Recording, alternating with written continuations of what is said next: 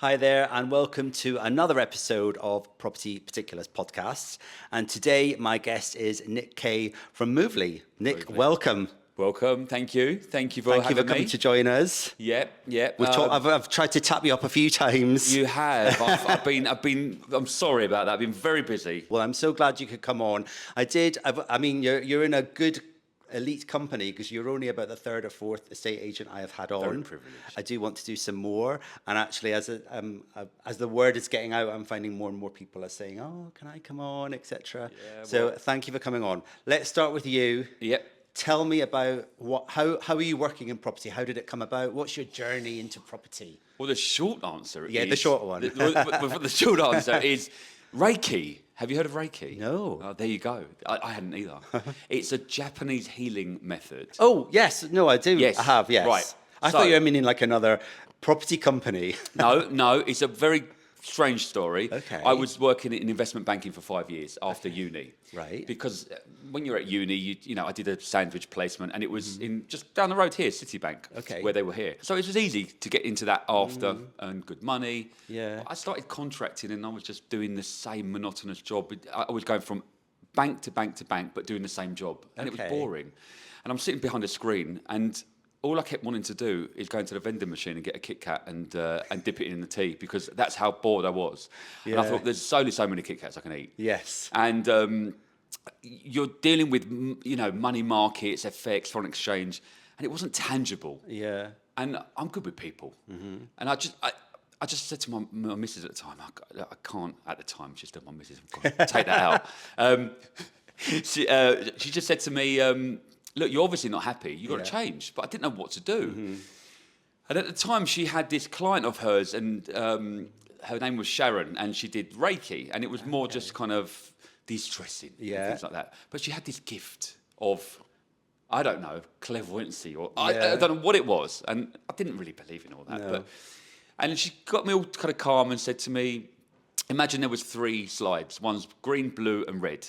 Which slides are you going down? I was like, okay. So I'm just sitting there thinking, blue one, oh no, I'm going to jump off. And she said to me, you totally disregarded the green. I was like, yeah. Uh-huh. You were going down the blue and you jumped off onto the red. I was like, God, how did she know that? So this is scary. She said, your green is this, your blue was the banking, property. I said, what do you mean? I'm not going to be a estate agent. And she said, property is where you're going to be most successful. And me being me, and I found out a lot about me since then, by the way, which we'll get onto. I just jumped. I jumped from a very good, well-paid job. I was contracting at the time to 10 grand a year, working in East London for Keaton's. Funnily enough, I went to there was another agency I went to do the interview, and they'd forgotten, they'd messed up the times, and it was weird. I just ended up in Keaton's, and they said, I'll speak to you, and it just went from there. And they were kind of a youngish company, independent, and from 10 grand a year, that year, I earned 70 something. Yeah. I just hit the ground running. Amazing. I loved it. And I was made assistant manager in 2.5 years. And then I went to I opened one of the other offices, and it just went very quickly. Okay. I love that. This is one of the most interesting. It was crazy. Reasons why you've gone into property. Yeah, this is not the norm. I love it. It's not the norm. It's not the norm. I didn't even contemplate doing estate agency as such. Yeah. I ended up buying my own property in that first year as well. Not because I knew anything about it. It's just because I saw them buying stuff. Yes. And I had a bit of, we just got engaged and I had a bit of money. And I phoned my wife and said, do you trust me? She said, yeah, why? I said, right, I'm going to buy property. And that was it. Because what I heard was there was a guy in lettings who was buying it. And for some reason he'd fallen through, he couldn't buy it. And I thought, well, if he's buying it, he knows what he's doing. I'll buy it. And and I ended up buying that with, back then you could put nothing deposit. 5 to put. Yeah. Well, my first one, do you remember when you used to get checks on your credit card? Yeah. I put my 5% deposit on a check that went onto my credit card. Because I bought up north to begin with. Right.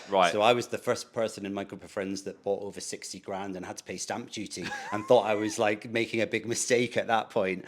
What an interesting way into property. Yeah. I did a training contract, so where you try all the different areas of law. But when I went into the property team, the guy who was the partner of that team, who I got on with very well, he said to me, I mean, if you're very good, there's a job at the end of this one. And I was like, oh, I'll just do property then. That's it. So, sometimes it's just like that, isn't it? Listen, it just from now, never look back. Never look back, because I just love meeting new people. Love seeing you. I don't like being tied to a desk. No, and that wasn't for me. I was just sitting there looking at the clock all the time. And now, I'm looking at the clock thinking, God, I've got no time. Yeah, the day is gone. The day's gone, which is good. That's a good thing.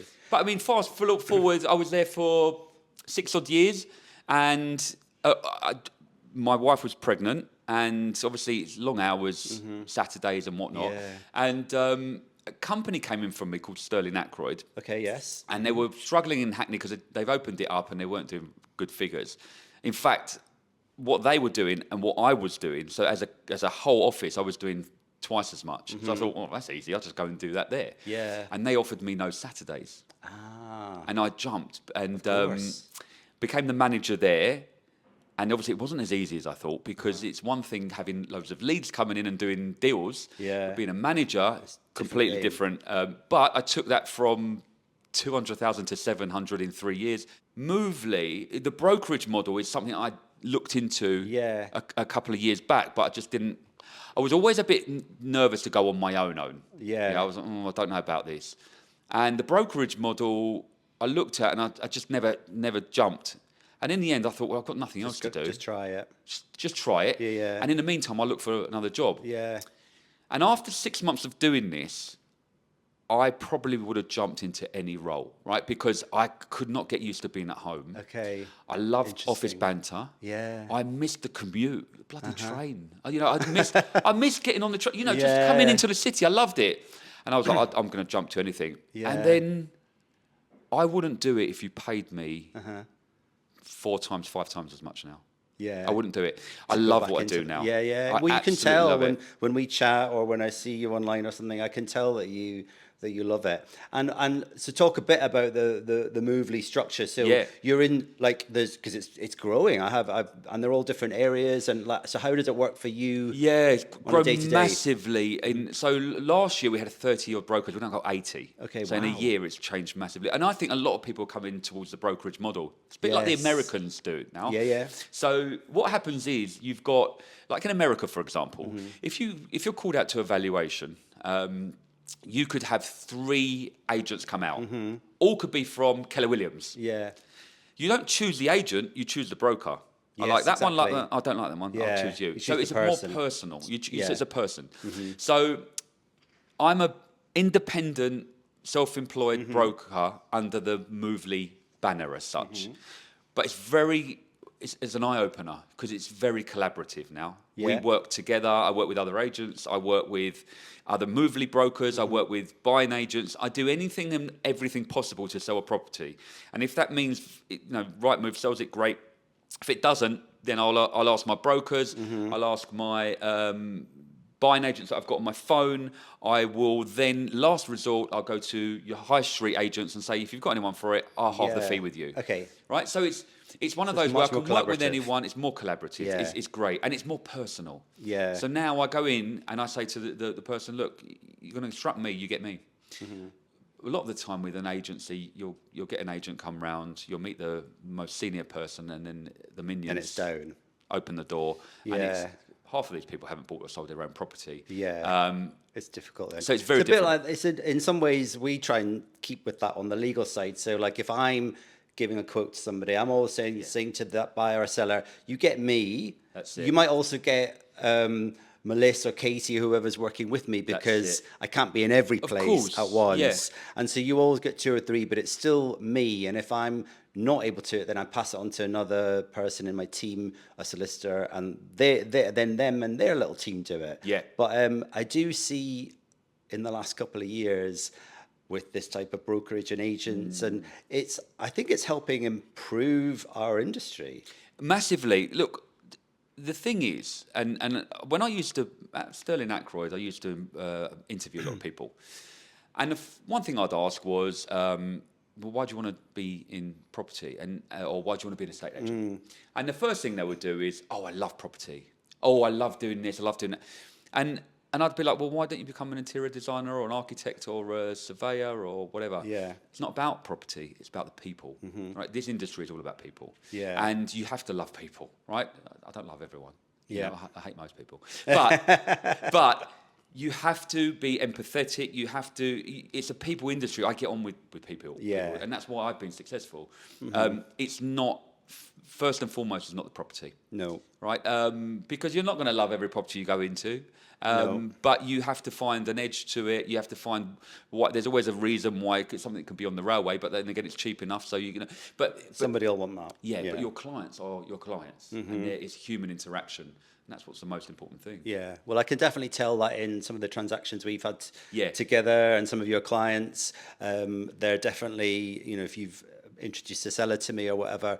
I mean, I'm the same now. A client who says to me on day one, "Can I WhatsApp you?" I'm like, "Yes, definitely, of course you can." Yeah. Sometimes they'll be like, "Can I send you a voice note?" And I'm like, "Go for it." Yeah. And I now do that with agents. I probably send you a voice note because exactly. We're all on the go. We're out and about. You guys more than us are out and about. But we have sometimes we're tied to the desk a little bit in some respects. Of course, you have to be. You just mentioned a client when I walked in. Yes. And I'm still, we're almost like friends. It's weird. It's just like they've referred me to someone who I've just signed up, literally just signed up in the same development. Okay. And I saw his wife as well the other day in Dalston, and she bumped into her and hugging, and it makes a difference. It's nice. Look, this what people don't realise is the selling part is almost the easy part. You've got to go 3-4 months, especially with leaseholds, 4 months on some of them, that you're speaking to these people almost every day. Almost, yeah. I've got a guy who's in his 80s now. I've just completed, and he said, "Nick, what I'm going to do? Can I still call you?" I go, "Of course you can." But he was being serious. He's like, we talk about, he supports West Ham, I support Arsenal, and we talk about football. But it's a people industry. Yeah, it really is. I love it that way as well, and it's changed for us as lawyers. It's probably changed a bit after it's changed for you guys. Yeah. I'm petrified. I just don't like to have a bad review. I like people. I like people to like me. Yeah. It's an ADHD thing. I've got this thing where people have to, if I don't want to upset anyone. Don't get me wrong. Not everyone's right, and I'm not going to just kind of kowtow to everything. But it's one of those where if I can do a bit extra for someone, you're going to do it. I'll do it. Yeah, and you reap the rewards from that. Of course you do. Of course you do. But it makes you feel good as well. Yeah, exactly. So let's move on a bit to kind of day-to-day transactional stuff and getting into the juicy bits. So where do your clients come from now?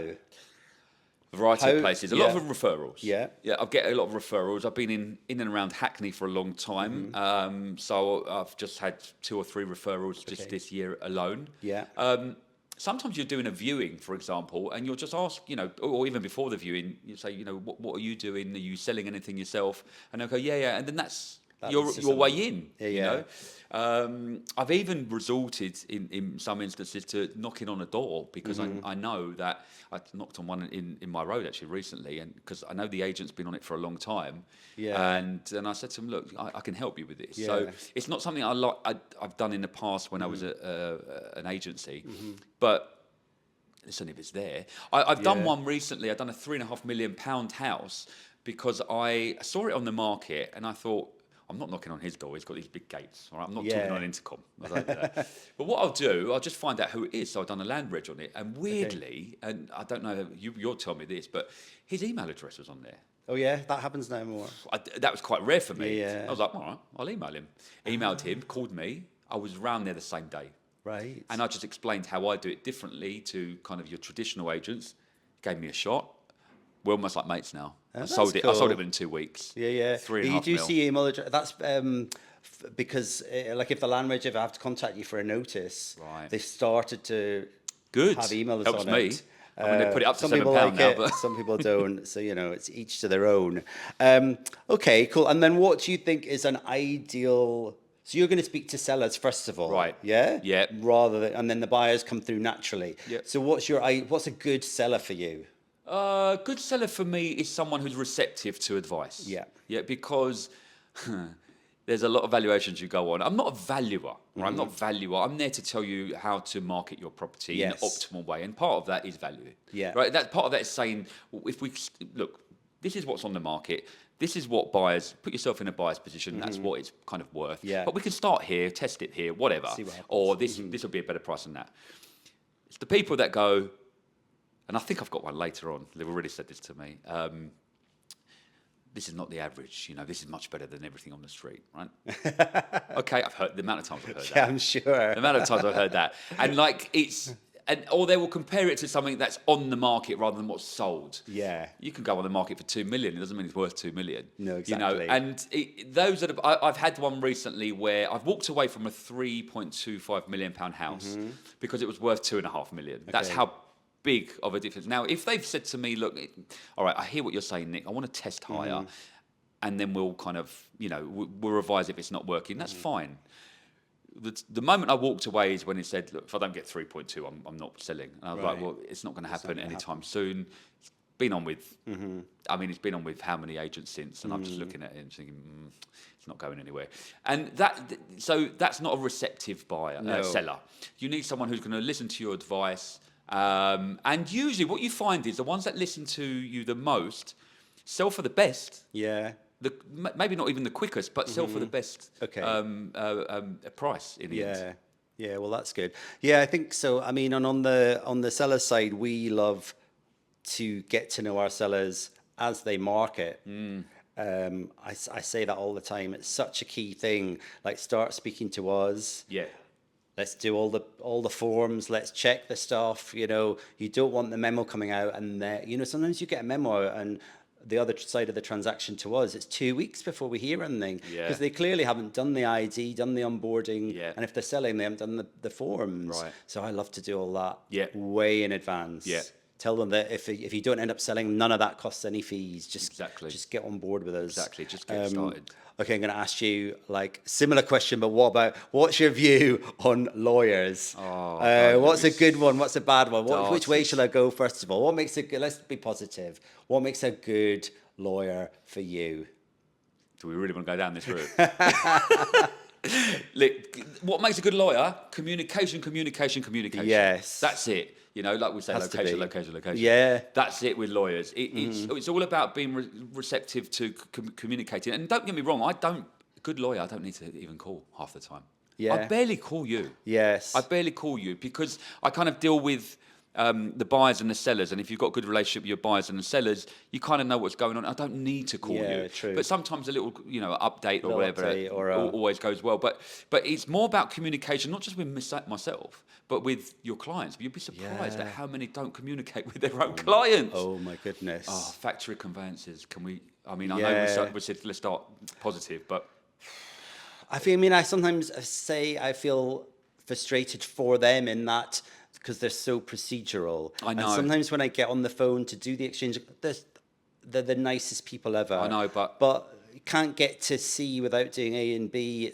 We can't work like that. It's just it's probably the biggest bugbear of my existence. Yeah. Right. It's factory conveyances, and when people say I'm going to use these guys up in Leicester, whatever. Oh yeah. I'm like, please don't. Why are they all in Leicester as well? I don't know. But it's just like a graveyard for and I'm just like, it's me that's going to be chasing, and I'm not getting anywhere. The thing is, what you've got to think is, this is going to be buying and selling a property is probably the most stressful thing you can do. They say one of the most stressful things you can do. Why would you want to add more stress to that? No. Because and it's the one place I say, do not scrimp. Do not scrimp on solicitors. You're buying the biggest thing you'll ever buy. I've had 2 deals very recently that are coming to completion very soon, and where I'm just acting for the client in their purchase only. So they are selling and buying simultaneous, and the 2 completely separate areas in London, separate agents, just so happens. And chatting through to them when they're wanting a quote for me for their purchase, I'm like, are you selling? Yeah, we are, but that's already started. And I was like, and I don't want to ever do myself out of a job, but I've said, you should just stick with the same lawyer. Exactly. And they've gone, no, we can't. Oh, right. Yeah, I've had that. And that's very interesting that because there's also an extra delay on the day of completion because you've got to go through another lawyer with the money. I had this previously where the lawyer was so bad, and I'd taken it off another agent, so they'd already appointed a lawyer, and they're buying through this lawyer, loosely called a lawyer, and it just caused the world of pain. Yeah. To the point where when I started with them, they said to me, "Do you think I should appoint someone new for the sale?" And it was a tough one because I was like, well, that's just going to cause an extra step. Extra level. And I made the wrong decision because I said, no, probably just, and you know, probably worth just sticking to them because the other one they were going to choose wasn't great. And they weren't listening to my advice anyway. And in the end, it probably caused about 6 to 8 month delay. Yeah. That long because they were so bad. Right. It's just pick up the phone, or you can't. It's team A, team B. I've had team rabbit, team dog. Yeah. What's going? They get 200 files on their desk, and then they've got one senior solicitor that signs off at the end. And sometimes they're quick to get to that point, to the exchange, but that exchange could be forever. So that's my bugbear. It is. Yeah, as I say, I mean, I feel frustrated for them sometimes in that industry because I would not like it, and they must have a lot of people just phoning them, but then you can never get through to them. Can't get through to them anyway, so it's same hold music. All right, let's switch it and try and be a bit more positive on your side of things. So because you must work, well, you do, I know. So you work with other agents, either on same deals or in chains. So for you, what's a good, open, receptive, good agent that you'd like to work with? Do you know, it's just been a bit more down to earth. You get agents who are, that think there's a way of being an agent, you know, and maybe it's bad habits, maybe it's the corporate world, KPIs. Well, like a chaser on a chasing phone call on a Monday morning. Do you know what? I tell you, right, they burn out some kind of these people, you know, people from uni, and you'll get them in I won't name names, but these big corporates. Yeah. And they leave these corporates thinking they're an agent, but they've only done one aspect. I'm a lister, or I'm doing this, I'm doing that, or I can only pick up the phone at this time. I can only do and those kind of agents can sometimes be a little bit difficult because they see other agents as enemies. Right. And a good agent is one trying to work together. Yeah, of course. And just say, look, let's try and get this over the line. Let's get the deal done. Let's get the deal done. That's all we want to do. I mean, ultimately, that should be everybody's view. Oh, yeah. Agents, surveyors, lenders, mortgage brokers, buyers and sellers. We all just want. We all want to get paid at the end of the day. Yeah. And the ultimate seller and buyer want to sell or buy. It's enjoyable to do transactions where there are some amazing agents, collaborations, people speaking openly. And even with buyers and sellers, you know, chatting to them, I also think, let's get off. I mean, we have to be on email, but chatting and speaking, you can just get things progress much quicker. I mean, if there's any ever issue between two lawyers, I'm like, let's just pick up the phone to the other lawyer. Pick up the phone. Rather than like be a keyboard warrior type of thing. And there is a lot of that as well. I see it with solicitors a lot. You know, like you said with agents, but I see it with solicitors, it's almost like the one-upmanship. Trying to get one up on the other one. And I don't know, is it because half of them wanted to be litigators and, you know, maybe. And that's their thing. They've watched too much Harvey Specter. And they've, I don't know, but I it's quite often solicitors butt heads, and for no apparent reason sometimes. And sometimes it's kind of though, I've seen it with your emails, they're a lot kind of softer and calmer than some solicitors, which I know that their back's up already. And it comes across on the email, and it's like, well, I'm not going to do that.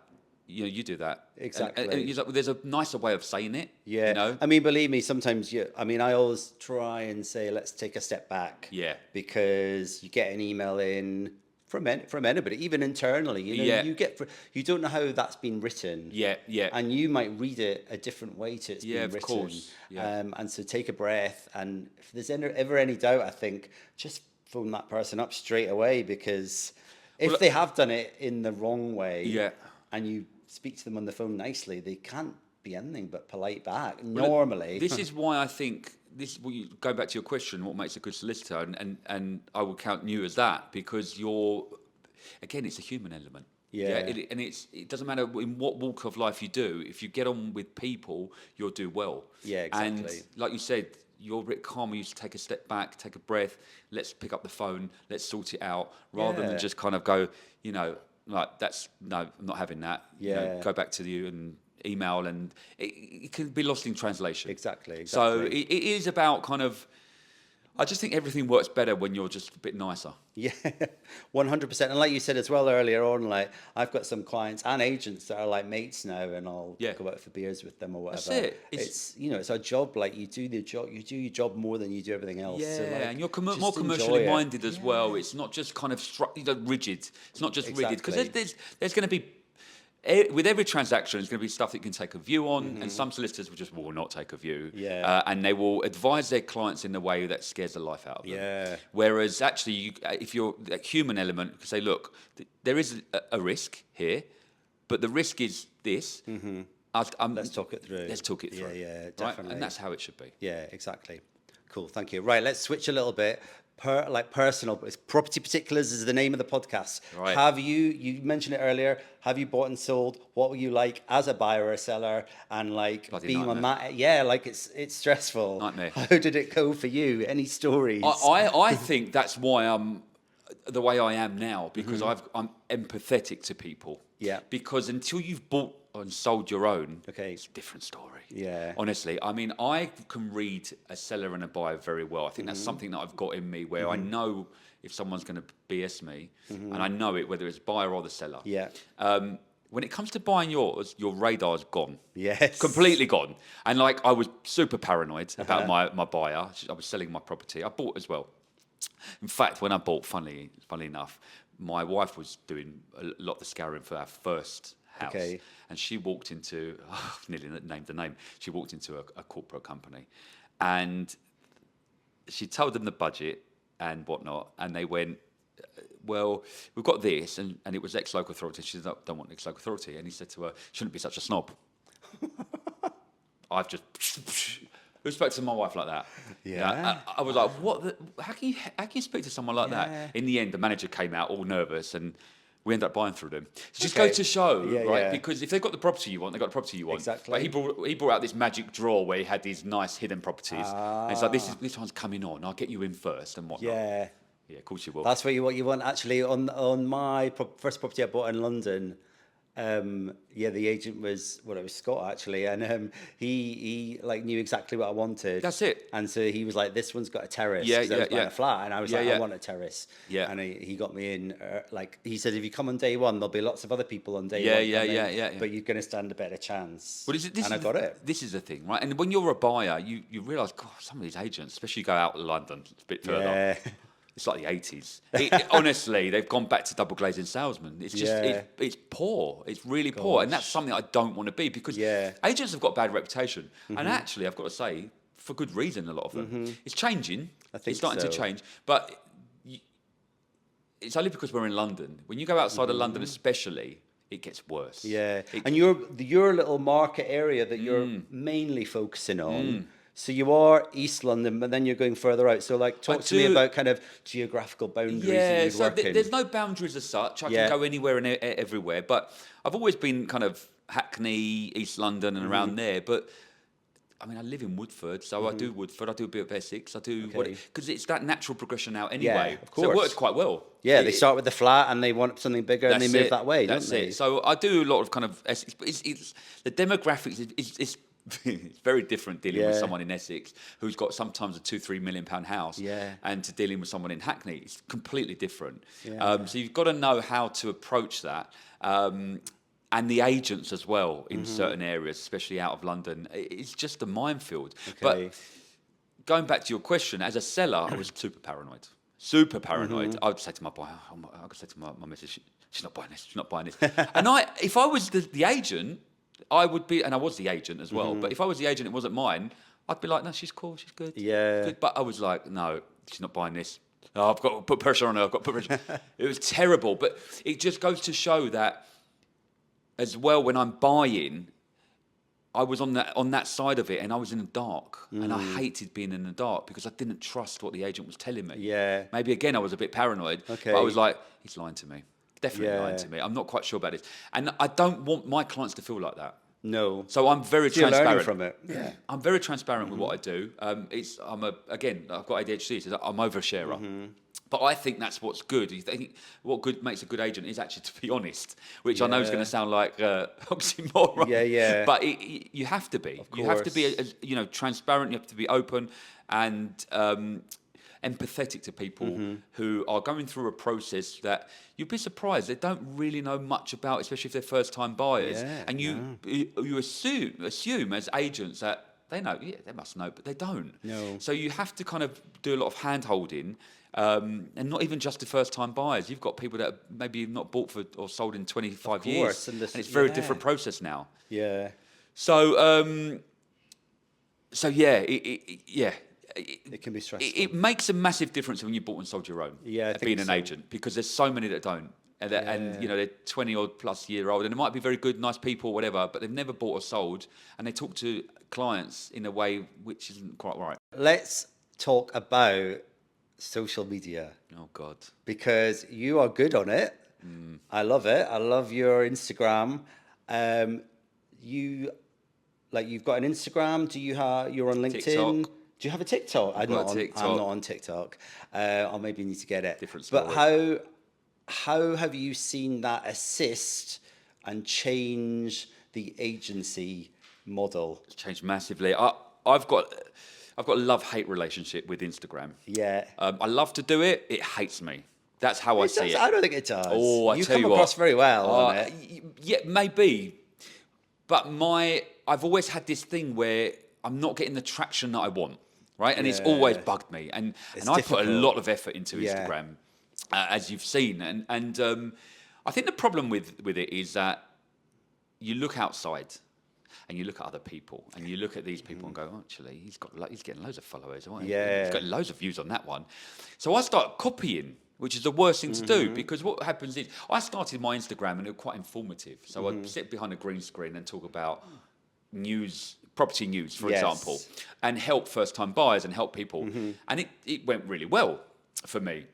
But then I see some other agents and they're putting nice properties on it and getting loads of viewings, and then being mentioned in newspaper articles and stuff. And I'm like, I want some of that. Yeah. Well, I'm going to start getting some nice properties, right? I'm going to put them on. And then you spend £600, £1,000 on a video, showcase video, and I love doing them. Don't get me wrong. Yeah. I mean, I love the camera, right? and I do little scripts and make it funny or whatever. And then you'd get like 600 views, and you're like, oh, what the hell is going on? How can they get that many views? And it's one of those that is honestly, that can become a stress. It's a stress. Yeah. It's a stress. If you said to me tomorrow, let's switch off all social media and go back to dumb phones, I'd do it. Yeah, I would do it because it's just less stressful. I get what you're saying. I mean, but I always we have a property Instagram, and I do a bit of it on my own, and we're obviously doing podcasts and stuff like this, which hopefully is a bit different to others. But everybody, when I say what I do for a job anywhere in life, they're like, oh yeah, everybody's obsessed with the property, from the property. I know, they are. Look, even you mentioned location earlier, even from property TV programs to now the property reels, seeing these houses, seeing the different camera trickery they do. It's changed the game. Go through the house. I mean, back 10 years ago, maybe I don't know when it started that people were doing reels and stuff, but to see a house on Insta, and so therefore, have you had clients come to you or buyers from Instagram? I have. I actually sold a £2 million house, £2.2 million house in Hackney, purely off Instagram. Now, don't get me wrong. There are some agents that do that quite a lot because they've got that traction now. Yes. But I'm not one of them. But I took a property on, which was on with 3 good agents in Hackney, and on and off for 2 years. In fact, the guy told me it was on with 5 agents over the 2 years. Right. And he wouldn't let me list it on Rightmove because he said to me, I've got 3 agents already, it's going to be saturated. And I was like, come on, keep badgering him. I said, in the end, it was one of my first ones at Moveli. And I said, can I just come around and do an Instagram video? Yeah. It helps me for my profile, and you never know. And he went, all right, man. So I've done it. It wasn't an expensive one, just, walk through. I put it on my Insta, but I've also put it on like a, London Homes, Millionaire Homes, whatever it was. And I said £2.2 million in Hackney, and everyone went, "Oh, you're going to get stabbed there. You can't buy in Hackney for that's too much money. East London. Oh, I'd rather live in Notting Hill."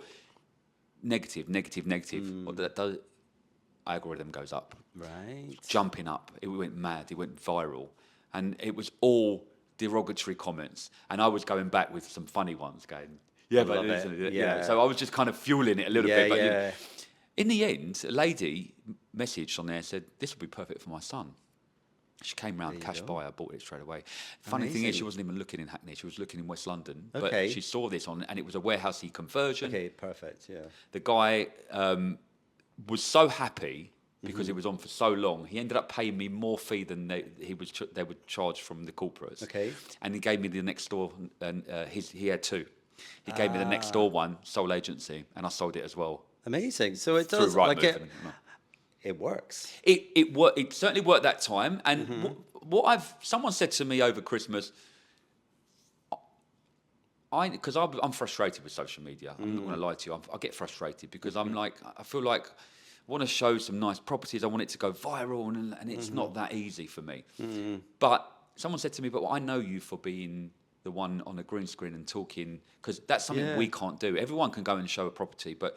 Oh, I think that counts so much. Yeah. That we get your personality from it. Yeah. We get to know your cat. Yeah. Murphy, Murphy, there you go. There we go. We get to know, it's like, it's real life that we see, which I think is a good thing. Important. Yeah. Because I get stopped, weirdly, and I haven't got that many followers, but I got stopped at the lights the other day, and it was like, and I thought, oh God, here we go. It's going to start me. Put his window down, big guy, put his window down. I was like, oh God, what have I done? He's like, I follow you. It's like, you're the property guy, And the thing is, I do an Arsenal one now as well, which has gone viral on TikTok. So some people stop me. I've been stopped in a supermarket just for that. So it's nice. It is nice. I'm not doing it for fame and fortune, but it is nice to be recognised, because I do like to give back as well. And someone said to me, look, you do that side of it better than we can do. So why don't you focus on that? So I've started to do that a bit more again, and the traction's going up again. Good. So I've gone back to what I started originally doing. Yeah. And not everyone, like I said, there's people out there that do really well with the £10 million houses, £5 million houses. Maybe that's not for me. Maybe that's what I wanted, but it's not quite for me. But maybe I've got my lane and I have to stick to my lane. Yeah. So I'm starting to kind of relax a bit more with the social media and just have fun with it and do my thing. And sometimes on Friday I like talking out of my windowsill and just telling you how my week's gone. And it's just stuff like that. But when you're working from home and when you're doing this, it's just nice to do something different. I love doing this. I love doing a podcast. Yeah. I love doing something different. Every day is different for me. Like I wake up and it's like, I don't know what I'm going to do. I say yes to everything and then and work it out. And then work out the timetable. Yeah, and in the middle of it, I'm panicking. I'm like, oh my God, what am I going to do? I'm running around everywhere. Just before I saw you, I've agreed a deal. I've agreed a new property to come on, a new listing. I've had a fall through and I'm trying to get an exchange through all in like literally 10 minutes. Amazing. And I didn't prepare for this at all, but I just think, just say yes to everything. Yeah, good. Well, this brings us perfectly towards the end. I'm going to ask you a couple of quick fire questions just for fun, because I like to do that and I like to find out about other people's, where you like in London or your area. So where would you go for, what's your best Sunday lunch? Is it your local? Is it somewhere near you? Where would you go for a good Sunday there's lunch? Quite a few places. I've actually come up to. I love coming to London. Yeah, I do love going to London, and there's not one place specifically really, but I just love London. Yeah. For us here, like we're there's at the so Strand. many places. Since we moved offices to here, I'm like falling back in love with Central London again. I do love Central London. I don't think there's anywhere specific for a Sunday roast as such. I think my missus makes the best Sunday roast. Well, there you go. You said the right thing. So yeah, I had to get brownie points because I nearly forgot her really. What about your favourite pub for a pint, a quiet pint? Oh, I tell you what. There isn't like I said, there's not a pub that I specifically go to all the time, but in the summer, pub on the park in London Fields. Oh, yeah. Right? It might not be the nicest pub as such, but it's got that terrace that overlooks London Fields. And I used to just nick off there, even when I was at in like Keaton's and Sterling Ackroyd. I used to nick off there for lunch, take some of the boys down there or the girls down there, and just sit there for lunch, have a pint. It's just relaxing. Yeah. Just seeing people. Yeah, I mean, obviously, we're in winter now, but like pubs in the summertime, pub on the park, one of my favourites too. I do love the ones around London Fields. Yes, there's quite a few. They are good. I'm not going to keep you any longer in case we start to get stressed about what's waiting on your phone. In fact, it's actually been quite nice because it's just nice I feel like I've forgotten about the phone. Good. But thank you so much for coming on our podcast. Your passion and your enthusiasm shines through as it does on your social media, which I love watching as well. So thank you so much for coming on, Nick. Thank you. Thanks for inviting me. Good. Stay tuned for another episode of Property Particulars podcast coming your way very soon.